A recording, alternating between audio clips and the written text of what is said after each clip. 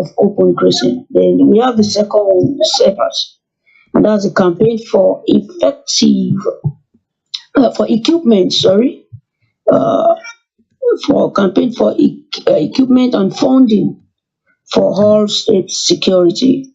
Now, state security is just a general terminology for uh, the ones we know in Yoruba nation as Amotekun, for instance.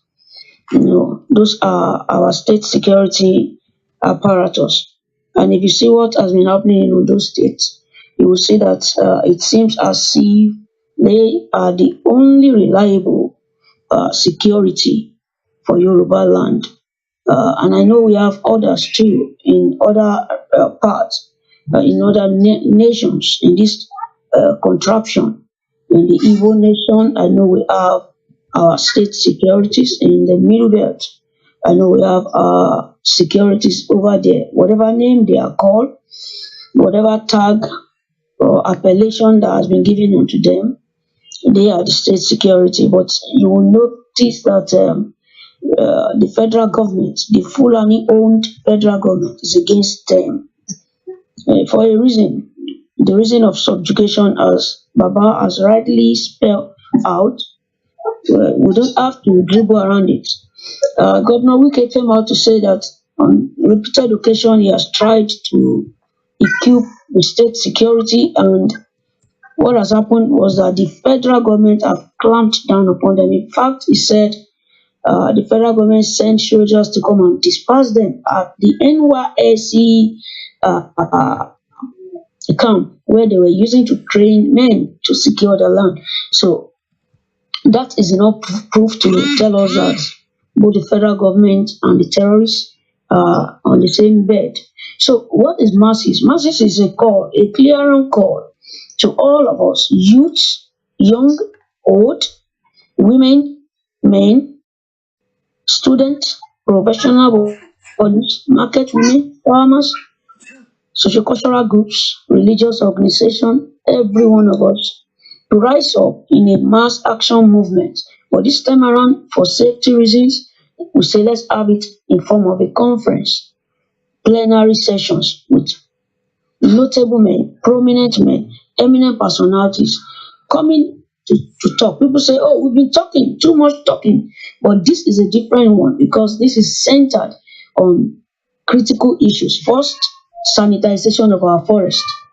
The importance of that cannot be overemphasized. Our forest has become a hideout. There's no Abuja Lorokwe.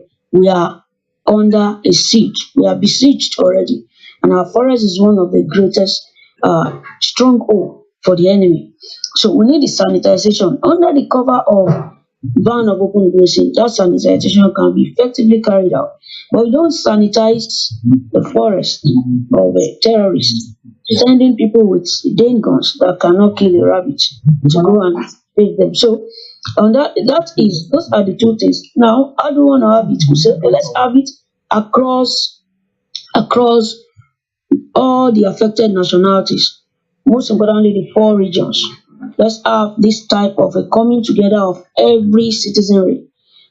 In the Middle Belt, let's have it simultaneously ongoing in the eastern part of Nigeria, in the Igbo land, the same thing going on in the Yoruba land, and also in the lower Niger Delta area. So let's have it in all of this region. Let's have international observers. Let's have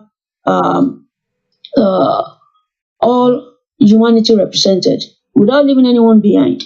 Market women having their representatives, the religious bodies, even professional bodies like Nigerian medical associations and the rest. Now, to some of us who are self-determination advocates, it looks as if we are just going to be veering off the path, but this is going to offer a tremendous lift to our agitation. And for those who are not part of the agitation, they need security too. When the Fulani will start killing us, they are not going to say, oh, this one is for self-determination, kill him first.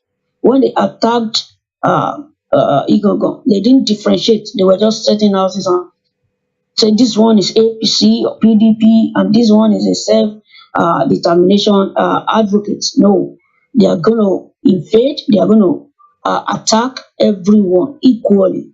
And we need to start taking proactive steps. Now, if you have another step you are taking, it does not matter as long as everything works in synergy.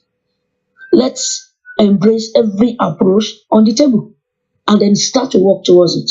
On that note, because Baba need to rest, I'll yield my mic. Thank you. Thank you very much, Mr. Dokun, for that wonderful submission. And then that is a brief explanation of what MASIS stands for. So the reason why we need the essential need for security and the essential need why we need to key into this project once again before Baba leaves is just going to quickly round up, and then we can now, if he wants to, because we don't really want Baba to be here for long. If he wants to take questions, that is if he needs to. Other than that, we just want Baba to talk to us on the need to key into the project, and then if he wants to take questions, he will be the one to say it by himself. Baba, over to you. Baba, you have to unmute yourself.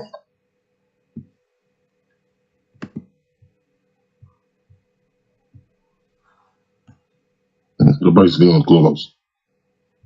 Baba, can you hear me? You'll have to unmute yourself.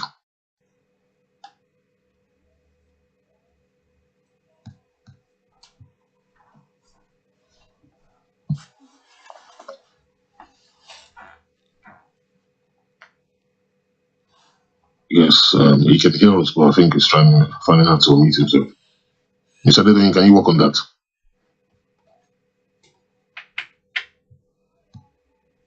I can.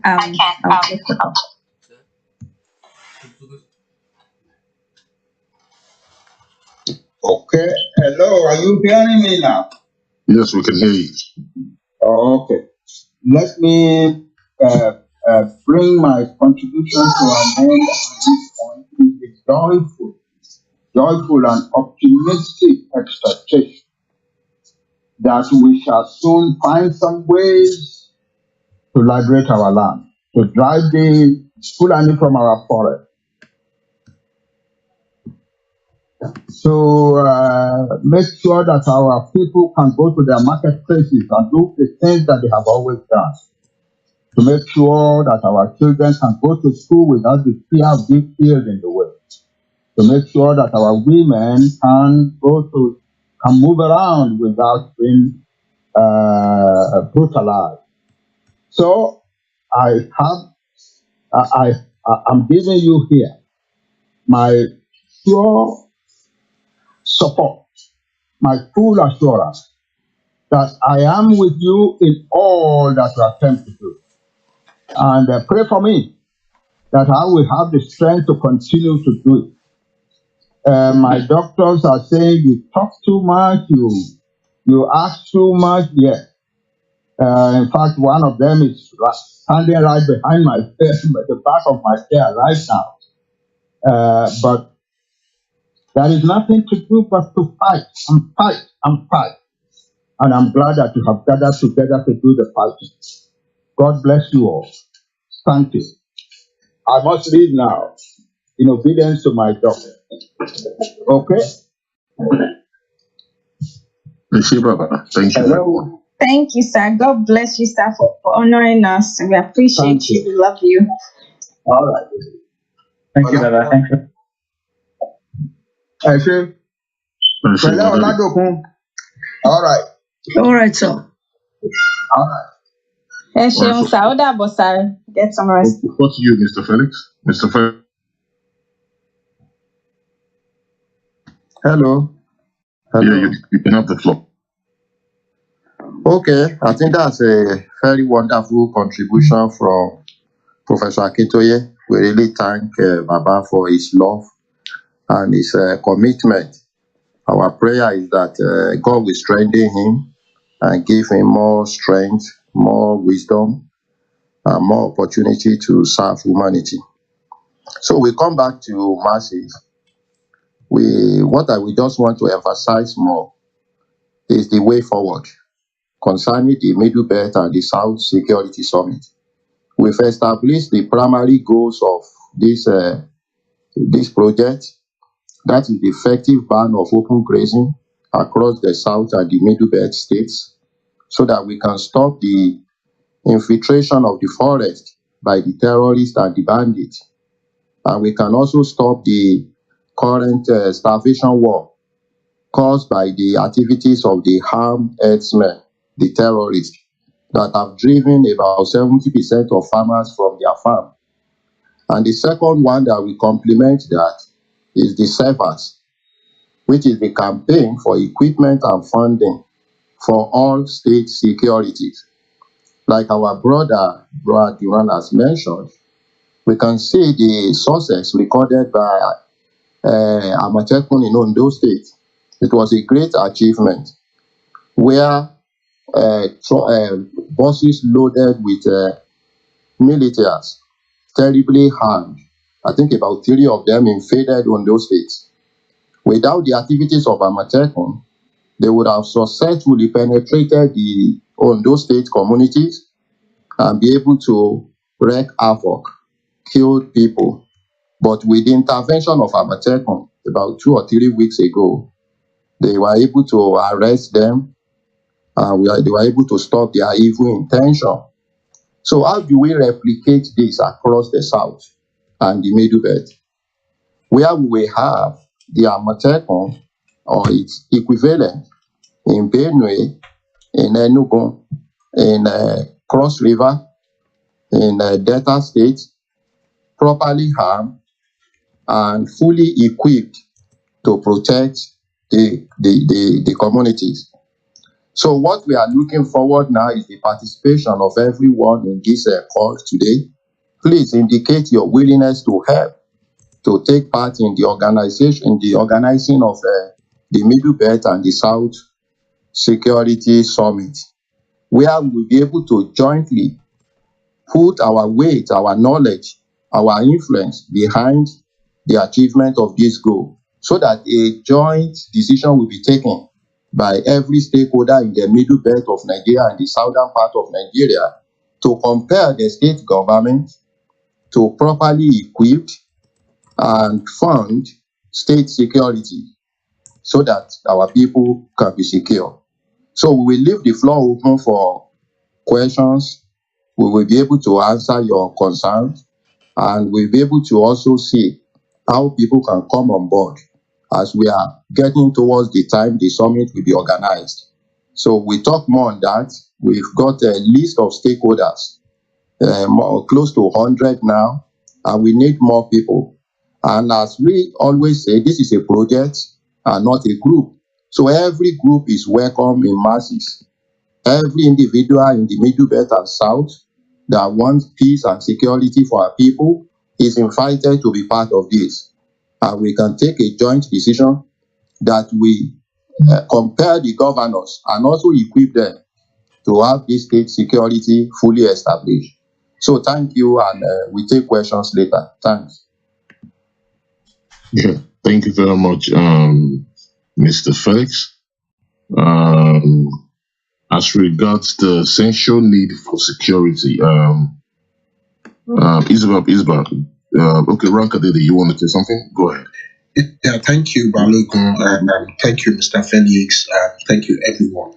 So because over the time I've observed that it looks as if even our people on ground don't really see any threats.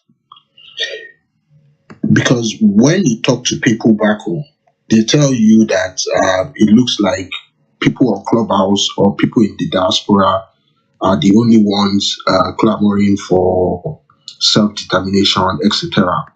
So I would like any one of the organizers of masses and that is on ground in Nigeria to kind of elaborate more on why there is need by stating events that has been happening within the southern space, especially the territories regarded as Yoruba nation.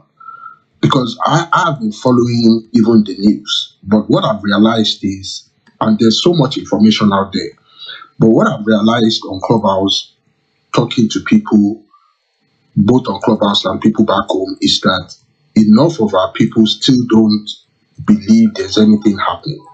So, and that's my question. I want us to shed more light on events that has happened, that has now necessitated for us to come together and push for this security, which is the essence of this gathering. Thank you. Mr. Dokun, you want to take that? Yeah, thank you. I want to take that, and I appreciate that. You are quite right that most of the people at home are not even as conscious of the threat as people that are far away in other domains. In fact, the killings in Ibarapa, people that are in Ibadan, close to Ibarapa, some of them are still not aware that such thing ever happened. And one of the reasons why that is so is that the evil apparatus behind all of these killings have taken over the media completely. On repeated occasions, I've appeared on television programs and radio programs, and the hosts of such programs have corrected me. And sometimes I've had to exchange banter with them that I'm not going to change and heed to their correction. And what correction do they normally give me? They will say, Mr. Dion, don't mention Fulani headsmen again on here. We have been warned never to allow anybody to mention Fulani headsmen. And then don't say Fulani headsmen killing, say farmer elders clash. So they've invested so much into giving it these names, these terminologies that makes the idea of the ongoing pogroms, systemic pogroms, across our region to sound as if it's just the fantasy or the cooked up story of some people who are just ethnic bigots. Now, another reason is that there is another word they call ethnic profiling. Once you go into mentioning the atrocities of the Fulani, then they say what you are doing is ethnic profiling, and so they give you names. So all of this tends to get the elite community who feed their daily consciousness on the media owned by the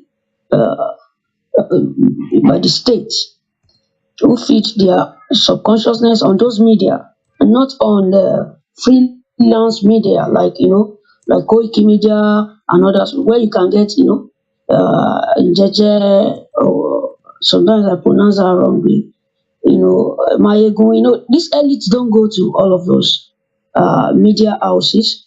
They feed their knowledge on the media supplied by the states, and then these ones are under the control of the state. Now, how about those grassroots people also that are around those environments?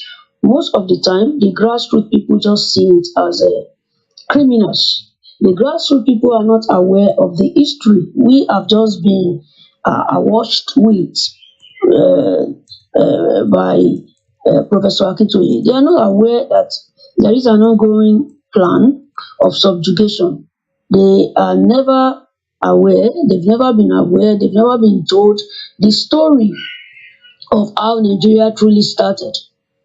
So they believe, oh, these are a majorly criminal elements among this particular tribe of people. Then another storyline they've sold are that these people are alien Fulani. But if you listen to is it Bala Mohammed now, on the governor of Bauchi at the time on Channels Television, if you listen to him, he was saying there's nothing like alien Fulani. Fulani is Fulani. We don't have boundary. We are Pan Africans. We don't have any border. We don't have a sense. The mentality of I am crossing a border into another place does not occur. So if it is Maradi in Niger and it is Kano in Nigeria, you are the one calling it Niger and Nigeria. As far as we are concerned, it's just another geographical terrain that we can settle and occupy. And so my families can be in northern Benin Republic while I'm in the northern Cameroon. Does not matter. We are nomadic. So we don't hold loyalty to any nationality. We hold loyalty to the Fulani bond that we have. And that is what somebody from that, those are the implication of what that governor Obashi was saying live on Channels broadcast. So now that is another thing. Now they choose most of the area they choose for their occupation are usually areas that are remote.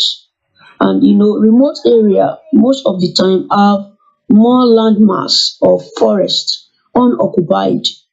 When you have a small village, the amount of forest, vast amount of forest unoccupied before the next village will be like times 10 the size of that actual village. So the population of indigenous settled people compared to the amount of unoccupied area will be very minute. And so when they come into those forests, they build their nest, they build their camps, they build their terrorist cell, they start coming out and then they start to disperse. And I'll give an example of Ibarapa region as an example. Now, Ibarapa region to the western part share border with Benin Republic.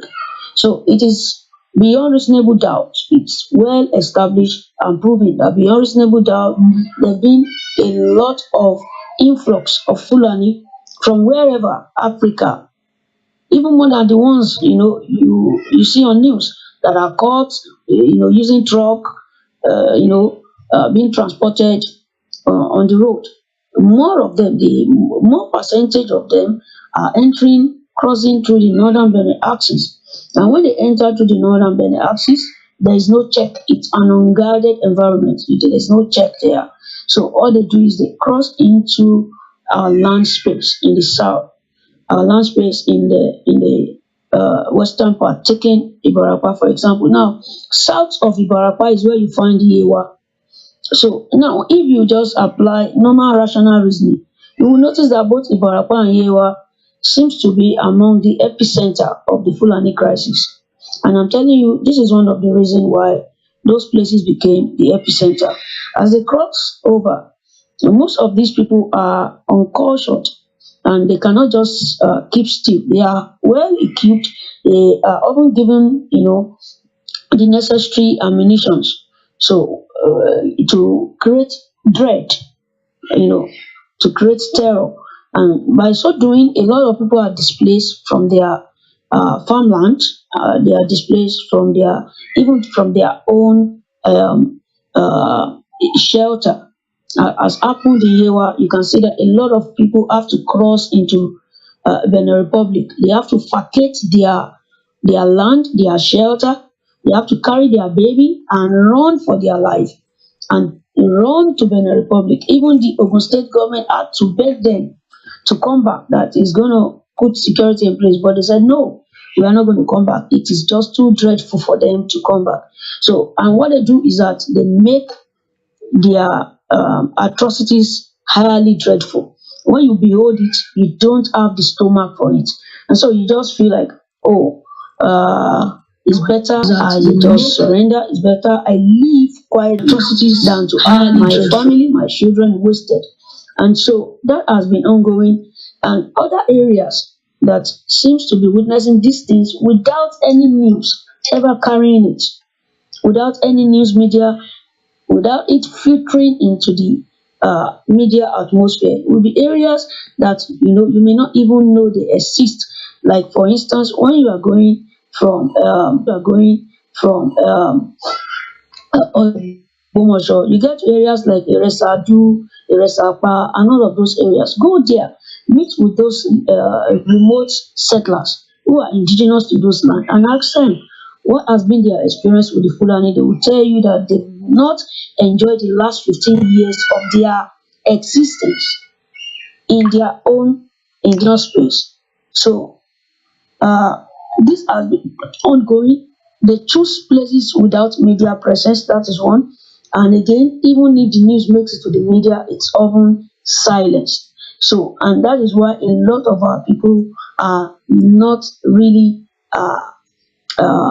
sensitized to the threat we are facing. But as many people that are in those areas who have witnessed the way they kill, maim, we know that definitely this is beyond ordinary criminality. We know we have criminals in every ethnic tribe. We are going to be having people who have the criminal mindset, but then this is beyond criminal. This is a well organized systemic ethnic cleansing, and so investigations, a lot of uh, mounting up, trying to get people to know, because it's a different thing that people can see that they are under threat, existential threat. It's another thing for them to know the root cause, that there is an ongoing crusade for them to leave their land or for them to become slaves upon their land. And so another thing is that presently they are at the stage of dispersal. When they enter through northern Benin, and they enter into areas like the villages surrounding Igangan, Tapa, Ayete, to places like Ido, very close to Ibadan. If you see their population in the Ido forest, oh, it's terribly awesome. Their population in the Ido forest, that place belongs to them, and you don't even know. You just go, you just drive through. You don't even know that you Please can just leave indicate. the road, take an adventure, go few kilometers into the forest, you start to see them. And just at the outskirts of Erua, it's where weapon stockpiled of weapon stockpiled by some Fulani was discovered. So how many of such have been stockpiled? So what they are doing now, as far as I'm concerned, is a preparatory ground for an invasion. Not just an invasion, a massive invasion. We are at the dress rehearsal stage of a massive invasion, and that is why non-state actors alone cannot curtail what they are planning to unleash. God help us, but non-state actors alone. Yes, I am Sunday Igbo. Yes, you are Bonka, and that one is Timi Ovede. Yes, we are important, all of us. But non-state actors alone cannot spread across the south, across the entire region, and prevent what they have. The populations they've gathered in those forests. Mr. Felix used to prove statistically that already by now we are going to be having more than 100,000 militia waiting to unleash terror, waiting to unleash terror.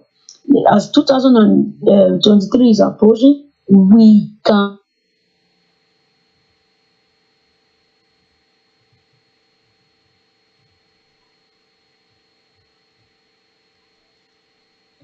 Yeah, Mr. Dokun, are you there? No. I think he's having issues with his network. While he's trying to fix that, Isba Police, are you there? Yeah. Yeah, you can have the floor. Okay. Thank you very much. I want to believe like I always. I'm sorry if the way I sound always appear rude. everybody have their own talents, and maybe I'm not gifted to be singing, They did not use especially when. Hold on, okay, Doku, you're back. is that police. Yeah, we lost you for a while, Mr. Diro. Yeah, You hear me? Okay, he's back. maybe Mr. Doku, we'll come back to you. It's going to ask a question, then you take it all together. Okay. Okay. No, sorry. Maybe I lost connection before. Yeah, we lost you for a while, yeah. Okay. I've been going on. I didn't even know I've lost connection. So where did I stop? I'm sorry.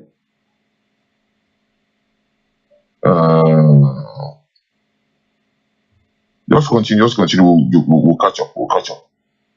Okay, so I made mention of places like Ido, because my brother that asked the question said it would be good to have some geographical location of their hideout. A place like Ido, for instance, have a lot of them in the forest of those unoccupied forest of Ido, very close to Ibadan. They are there hibernating, waiting to be activated for what I believe is going to be a massive inflation. If you go to, I've mentioned places like Iresadu, between Iseyin and Oyo forest. Even if you are going from Ife to Ilesha, left and right forest, all of those forests are being gradually systemically occupied with weapons being moved, you see, and being stockpiled also. And you see some of these people, they have itchy fingers. They just can't hide it. I've had occasions where one of them had an encounter with a prominent person from my area, and he was so bold to tell that prominent person, who happened to be a member of the House of Assembly. He said, "You guys should go and prepare. You guys should go and prepare. We are ready and we are well equipped." He was saying that in a very bad Yoruba. In fact, the man has to take the recording of that. That what? Please, my boys, what did you say again? Record this. And he was boasting that you guys should just go and get prepared.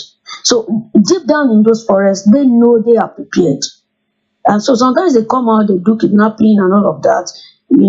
Those are just by the way. But the real threat is that we have a growing population of militia.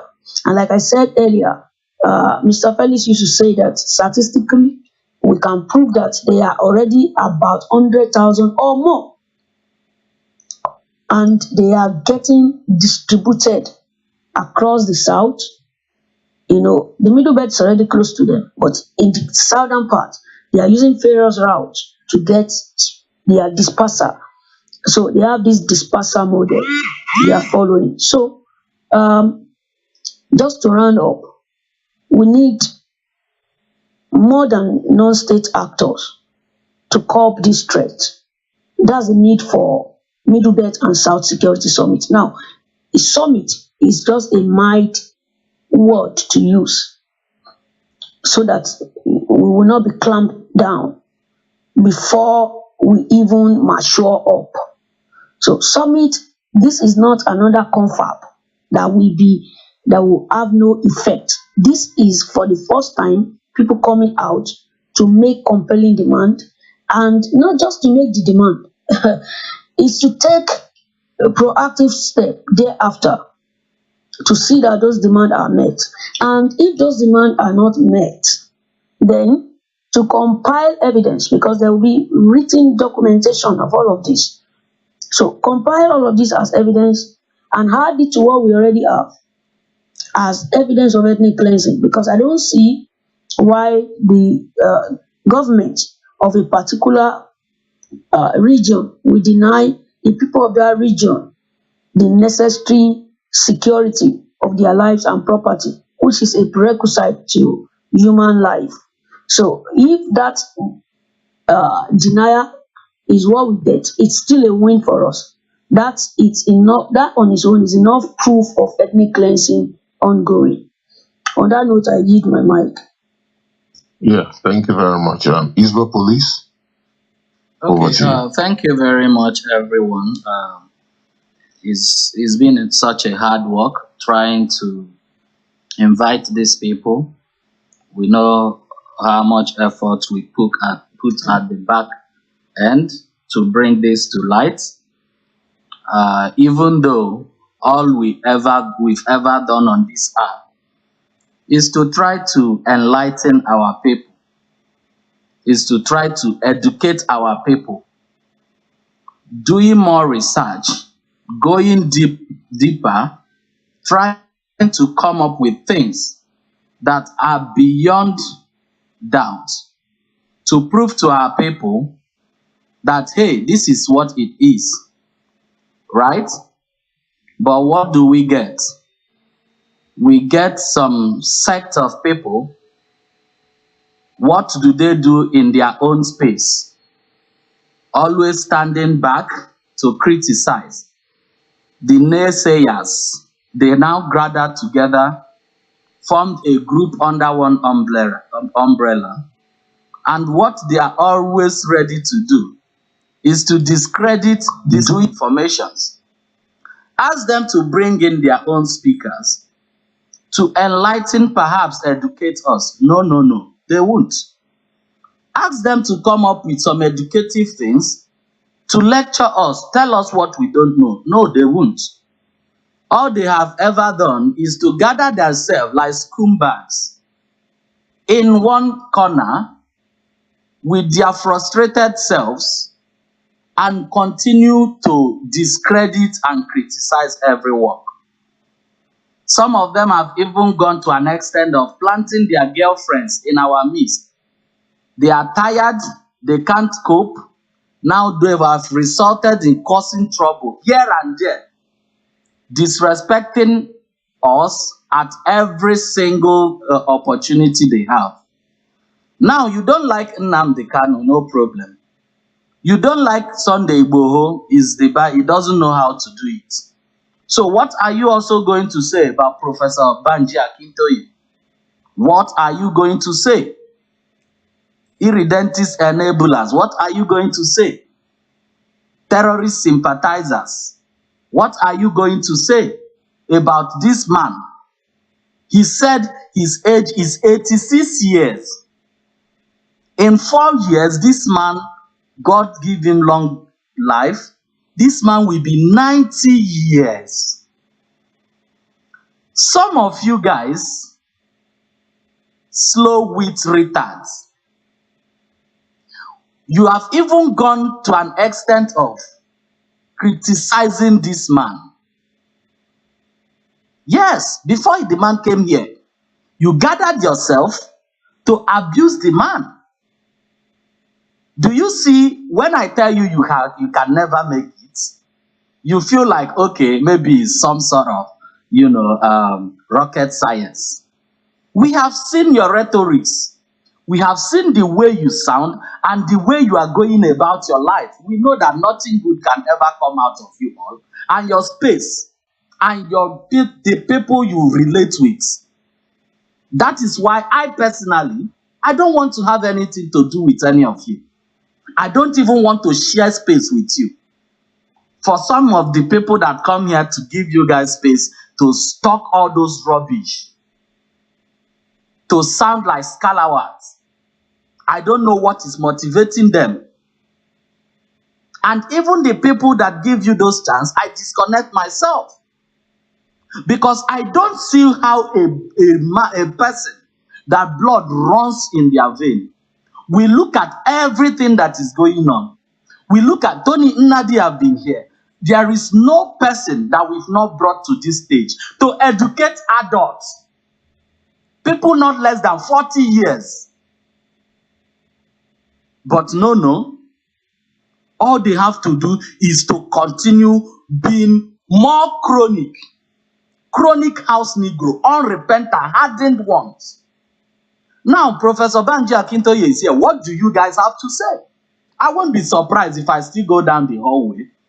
I see the gathering of fools like you to continue to vent rubbish. Yes, that is all you do. Invite your own professor to come and tell us otherwise. No, no, no, na lie. Evildoers. And you think that your actions will never have repercussions. And those that are trying to relate with your blood, I don't want to have such blood. No, no, no. In a place I come from, we are born with bravery. If we see evil, we call it evil. See good, we don't mix words. So for the people trying to mingle with these people, perhaps, maybe somehow, coincidentally, share their DNA in whatever form, however you want to do it. Remember what the product of those DNA will become. Lies, deceit, inability to reason as a human being. Now, Prof is here, 86 years old, pushing for you evildoers to have your own freedom, to control your own thoughts. A man of 86 years. What did he say here? He said he has seen them all. Now, when this man leaves, what will be the fate with all he have shouted, with all he has said to these senseless idiots? What will you carry on? Imagine that a place whereby it is only your kind that exists in that space called Yoruba or Igbo. Imagine it is only your product, a product of inanimate things like you that exist in that space. That means Yoruba nation is finished. That means there will be no hope for the Igbo people. Imagine this is all we can ever produce. Critics, association of naysayers. Look at this man. When he was talking, I was just wondering, like, 86 years, and he's going everywhere to tell these old fools that do not want to know that they are old enough, that this is what is happening. He will back it up with history. He will tell you everything. But no, what does he get? You will sneak into those your dirty platforms to try to discredit the man. And you do not even consider this man's age. A man as old as him, that is born and, surrounding himself with rays of light and truth. You want to challenge him. You cannot make it. Even your children cannot. Because if you are the one that is going to produce your children, unless you want to go and collect one sperm from somewhere and inject and have those child, you can't make it. Look at the way you think. At over 40 years, most of you are over 40 years. Ask yourself, what are you going to do for your own people in your own time? The best you have ever brought here is someone with Babariga coming here to lie to us. That is the best you have ever done on this app. Bring historian, lie, no. Bring this person to teach us, no. You cannot. All your life, early in the morning, you wake up with all these propagandas. Are you not ashamed of yourselves? May God help you. Each time you wake up and they're saying, be nice, let them come. Come to where? If you are too old, you don't want to wake up. That is your own fucking problem. When the people that are going around killing everyone, if they want to come and kill, are they going to locate my own place personally? They are going to scatter everybody. So if you want to come to act, we want to be nice and all those rubbish, that is your own. Continue sleeping. Now we talked about election, all this. You want us to say, don't go for election so that tomorrow, when your predicament doubles, you come back and say, oh, we say we should not go for election. Go for election. Mumus, go for election. But don't come back here and scream. And we will be here to remind you how you have elected the best person that will change the country. How you have elected the saint that will change the country. Since you people don't want to have sex, go, continue, do whatever you want to do. We will be here to remind you people. It is time for all of us to wake up. I'd rather die standing than bend, live on my knees. I won't. And I know that my DNA will never produce a scalawag like you. Very unproductive. You look at people over 40 years and they are sounding like criminals. Very dubious minds. All we have done here is to teach us. You don't even know where we from take carry professor. Even came here, he was shouting doku doku, an old man. You can see that in his voice. Evil people, now here on go gather on ourselves. God will punish all of you people. I'm telling you guys, hold on, don't interrupt me. Don't interrupt me, please. You don't know what these people have said against this man. You should have been here. Look at that man. It's a privilege to listen to this man speak. Look at his voice. 86 years. Even if you're evil, we allow some of you people to reach that age. But all you have done here is to criticize that man. At his age, he's still fighting for you to have life. Is it not okay? If you decide that, well, it's okay. Is it not? Go and look at his kids. The ones begging in the streets of Lagos, begging. We come here and recharge that and continue to spit rubbish. And when I look at them, I say, no, this man can never be. These ones are not successful. You cannot be successful and be reasoning like animals. It takes logical thinking to pave a way for yourselves in the real world. Get a life. I said, get a life. We can't continue like this. Stop preaching love. Preach justice. When you want to criticize Nnamdi Kanu, also talk about Sheikh Gumi. Let us know that you are a human being. You are not animals. Yes. If you want to talk bad about IGBOHO, also talk about Sheikh Gumi. Fools. You want all of us to come here and be begging and be pleading for nonsense. You think I have that time? And again, guys, I want to say this. If you think you want to continue giving this scalawag and this, I call them slow-witted fools, chance in your space, please, stay your lane. Carry yourself, stay your lane. Don't come and say he's like this and that. It's causing. Stay your side.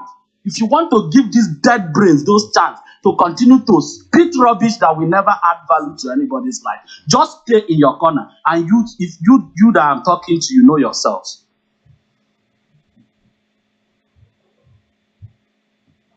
Thank you very much. Thank you. Thank you very much. Before we round up, I'll quickly make an announcement. Once this room is over, we'll be having another room as well. It's going to be in the Rubicon. I will be also posting the link for that room here as well, so that so we know where to go to once this one is done. So I will hand over the mic to Mr. Bob Oni. Mr. Bob, are you there? Mr. Bob, are you there? All right, quickly address us about masses. Thank you very much. Thank you, everyone. This is really just to invite people in the audience to connect with us, please. We have this Zoom meetings on Sundays about masses. It's a project that Mr. Biro has already outlined and Mr. Felix. We need people to come and join us to make it a reality. We do have Zoom meetings on Sundays. We have a couple of WhatsApp platforms. We have some teams where we are doing the real work. We have a mobilization team. We have the finance team. We have an IT media team.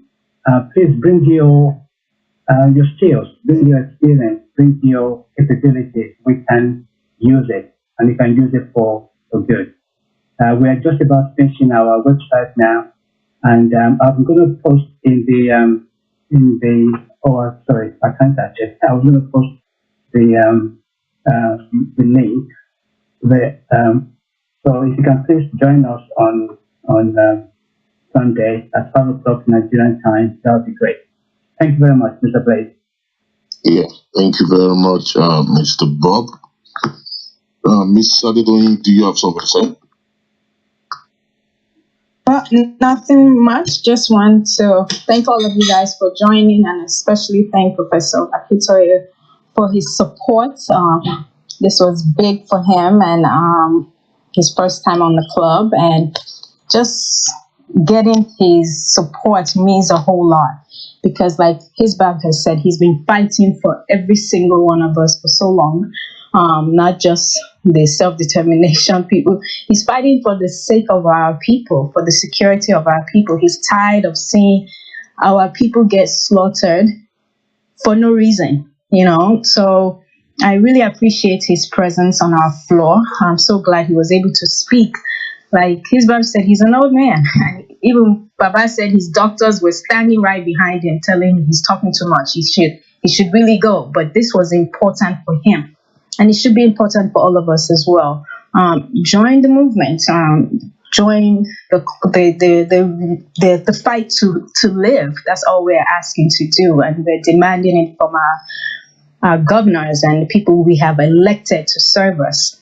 And so it's not hard. We just need the masses. We need everyone to join us. So please join the club. We do have meetings on Sundays, like Mr. Bob said. It's at 5 o'clock every Sunday. If you are new to the project and you would like to know more, or you can follow any of the moderators or send us messages. We will reply. We do have a website we'll be putting up soon. And we need your support. Thank you. I think that's all I have to say. Yeah, thank you very much, Mr. Dodoyin. For those of you that missed Baba today, if you look down on the speaker, you will see Otumba Ogenegbe. I want you guys to follow him because Baba will be coming to Yoruba Nation very soon as well to address our Yoruba people on why we need to get Yoruba Nation. So most probably it's going to be on Monday. So follow Otumba, follow the speaker so we can ping you in when Baba is coming back to talk to us. Baba is old, and that's why we can't have him for too long. In fact, the initial plan was to have him for just 20 minutes. But you can imagine Baba went for at least an hour with his age. And, so he's really, really doing a lot for us at this age. And we appreciate it, and we didn't want to take that for granted. So I would give Otumba the opportunity to talk as well. Otumba, please, over to you. I want to thank you very much, my brother, Mr. Dokun, Olablaze, and everyone on the stage and our people in the audience. I think the message that Baba passed today is clear enough for all to understand. And there is no need to continue to say the same things that he already did say. But I want to thank everyone who has been a part of ensuring that we can have Baba on the clubhouse. And I think that is really remarkable, to engage with our brothers, our sisters, importantly about the atrocities of the Fulani terrorists.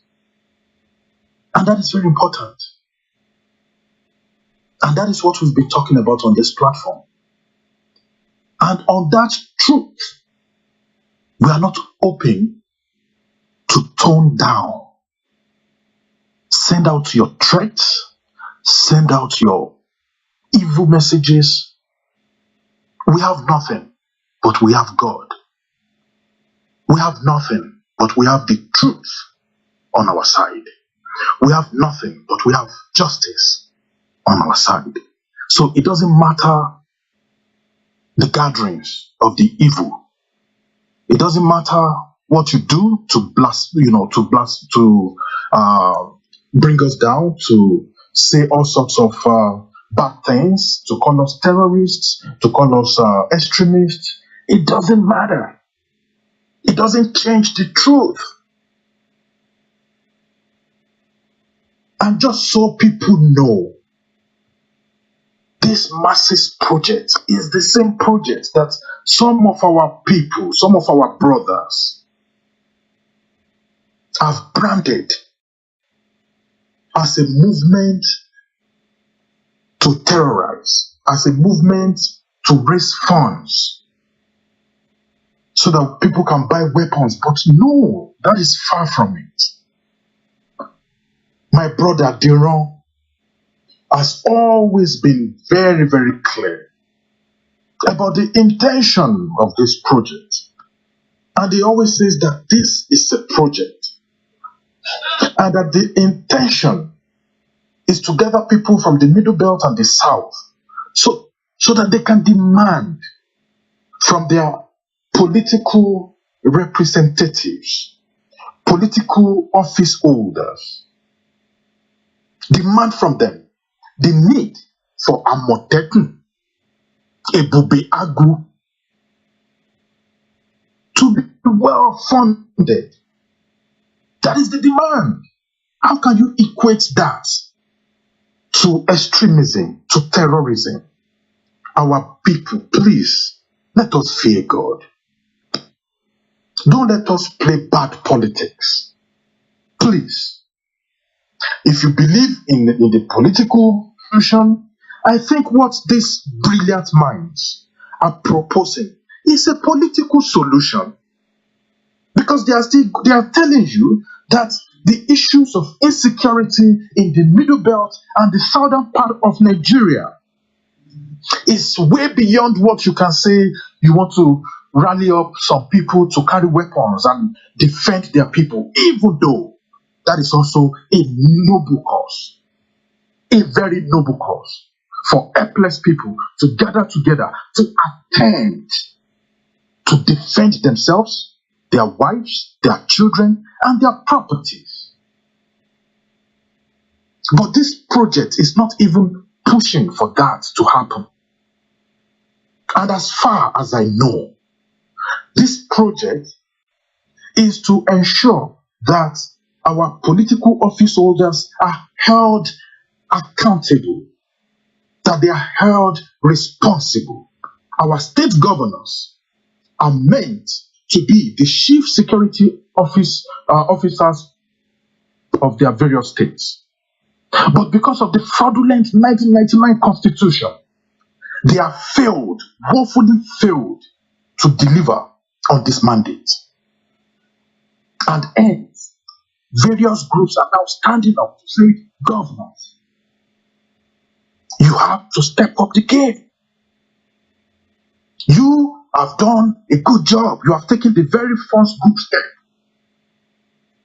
by ensuring that we have a Amotekun in Yoruba land.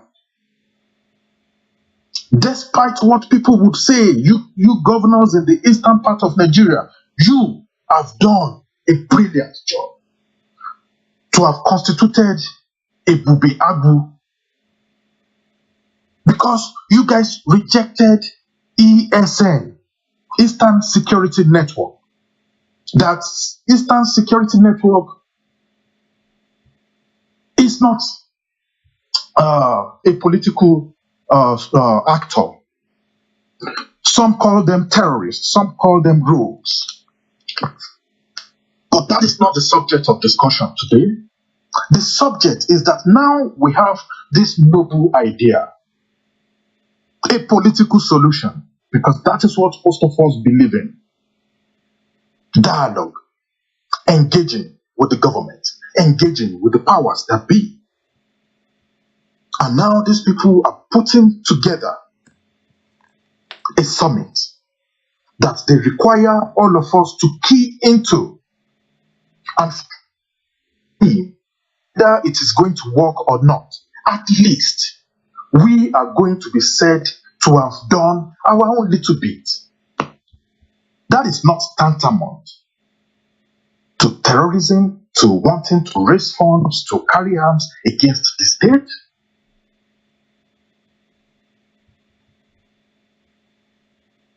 If you need more information about the masses, don't come to me. Please go to our brother, Dokun, our brother Adediran. Go to our brother Balogun. I have very limited knowledge about this project, but these people can give you more explanations on how you can help to support them.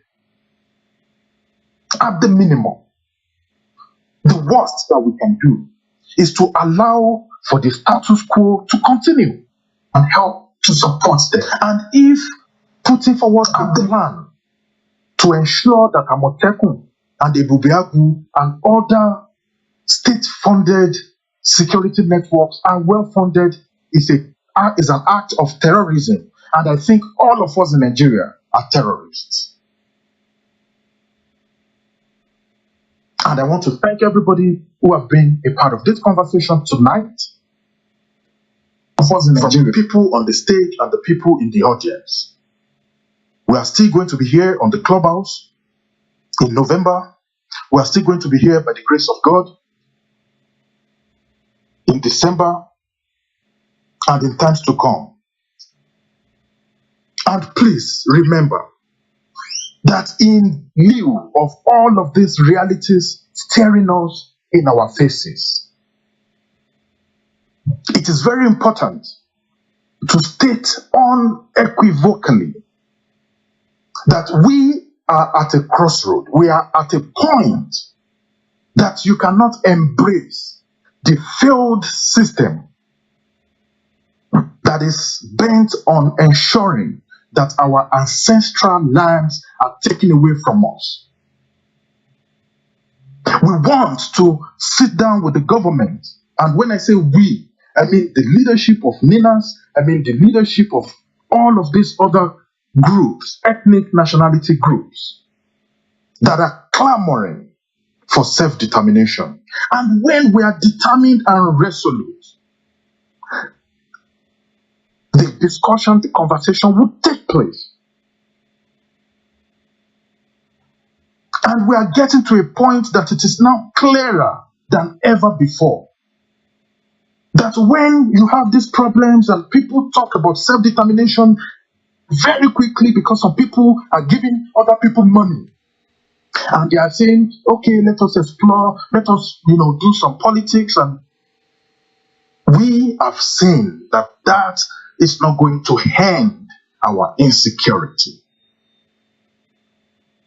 We have gotten to a point that it is now very clear to us as day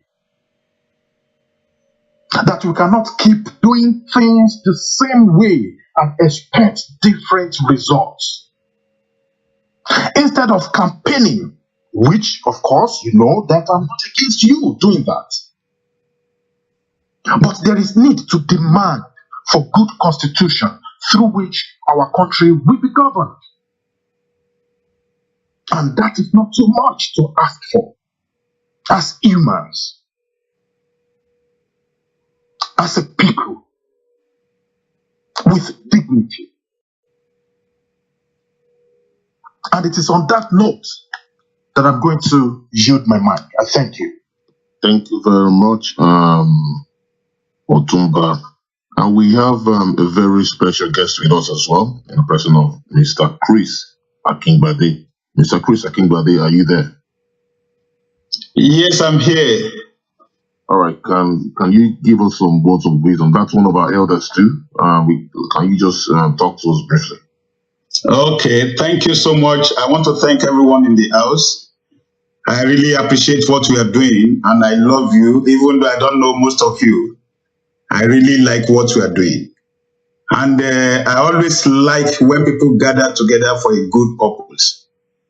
And I know, because I'm familiar with scriptures, and I know that God, the infinite maker of human beings, will always be in the gathering of two or more where they are discussing good things.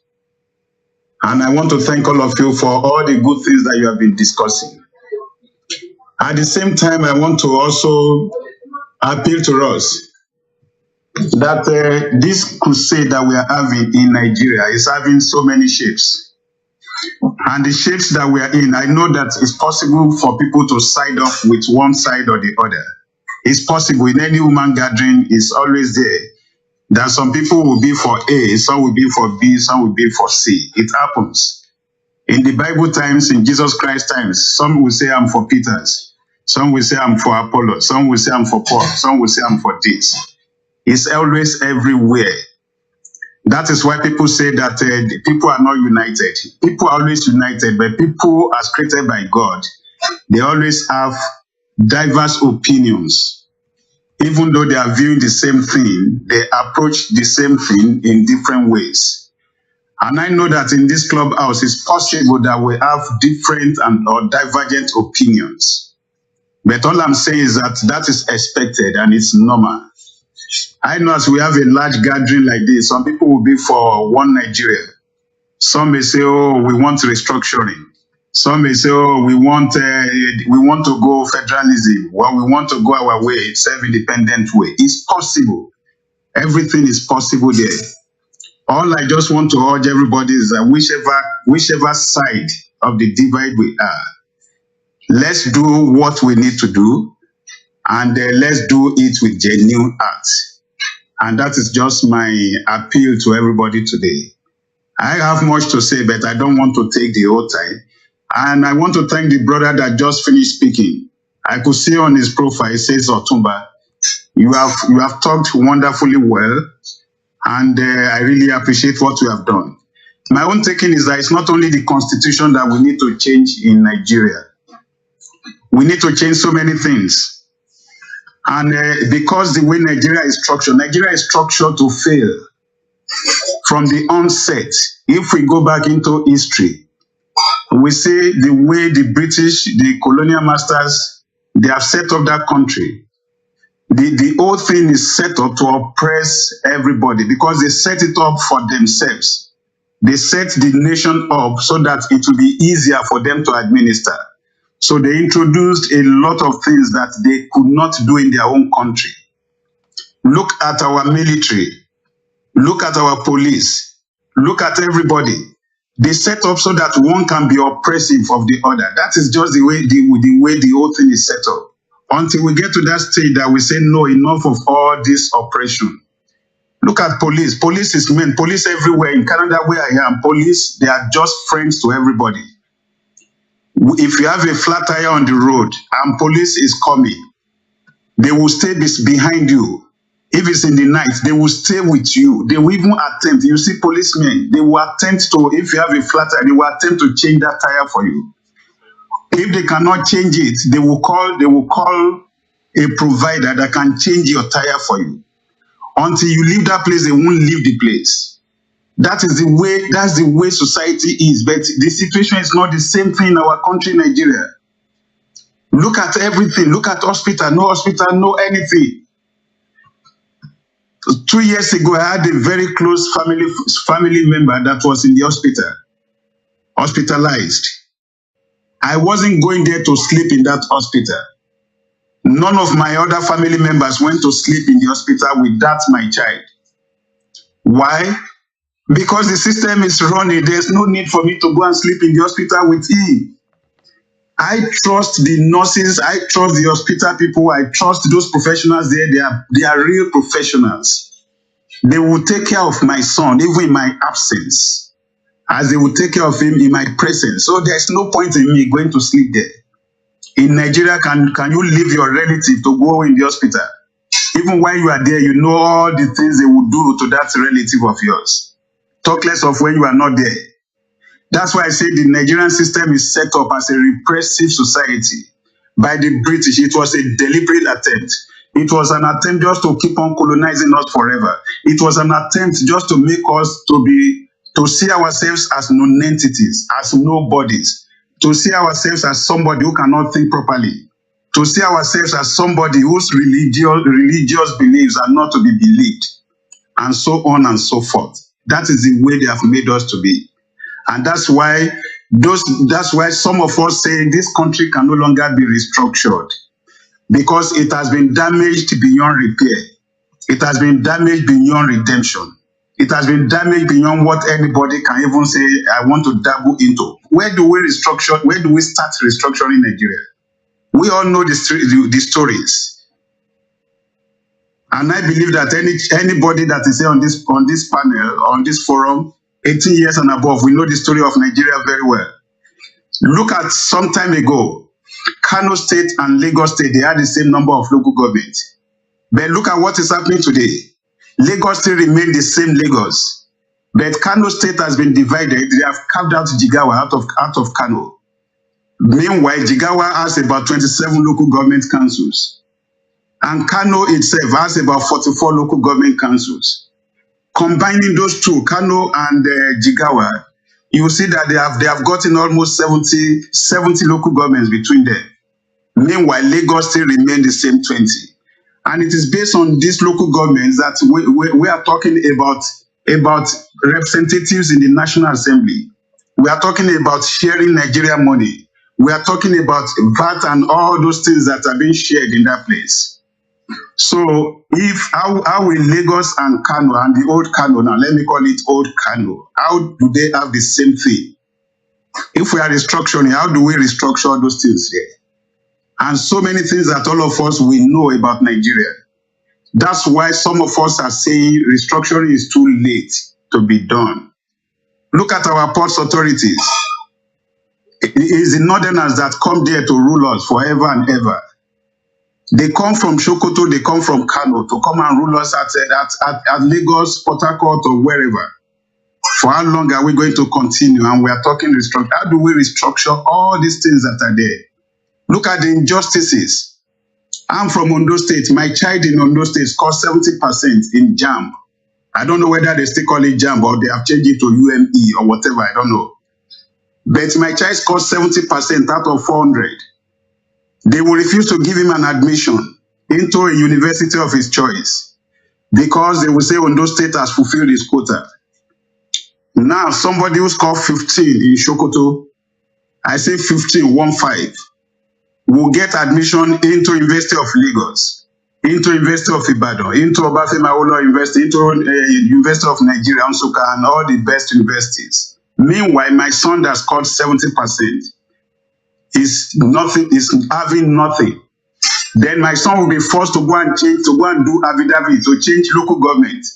And he will say it's not from Ondo State again. He will say it's from one Kaluku local government in Sokoto State. He will go and do affidavits just because to seek admission and get admission into University of Sokoto or University of Maiduguri. For how long are we going to continue? How do we restructure all these things there that we are seeing?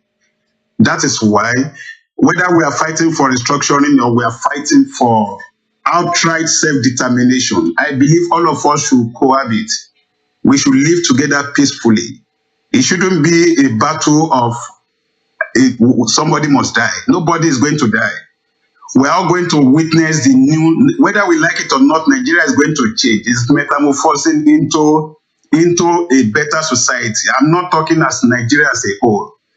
Because personally, as an individual, I see that Nigeria is not workable again.